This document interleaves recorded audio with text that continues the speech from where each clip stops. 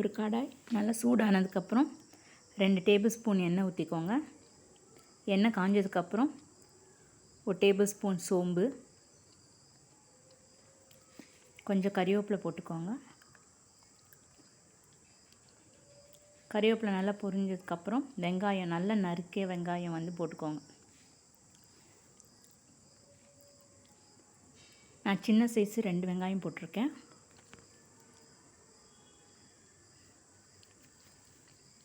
வெங்காயம் நல்லா வதங்கினதுக்கப்புறம்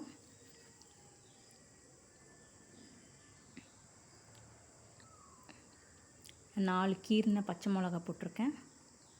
பச்சை மிளகா கீறி போடுங்க. அதுக்கப்புறம் பூண்டு 5லேருந்து 6 பூண்டு நல்ல பொடியாக நறுக்கி போட்டிருக்கேன். இஞ்சி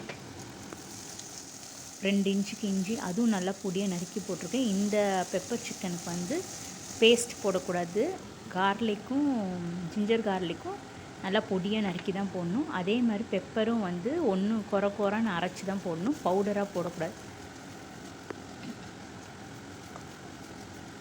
இப்போ தேவையான அளவு சால்ட் போட்டுக்கோங்க. நல்லா வறுத்ததுக்கப்புறம் நான் ஒரு டம்ளர் தண்ணி ஊற்றுறேன். தண்ணி நல்லா கொதி வந்ததுக்கப்புறம் நீங்கள் வந்து 1/2 kg சிக்கன், நான் இங்கே 1/2 கிலோ சிக்கனுக்கான அளவு இது, 1/2 கிலோ சிக்கன் போடுறேன் நான்.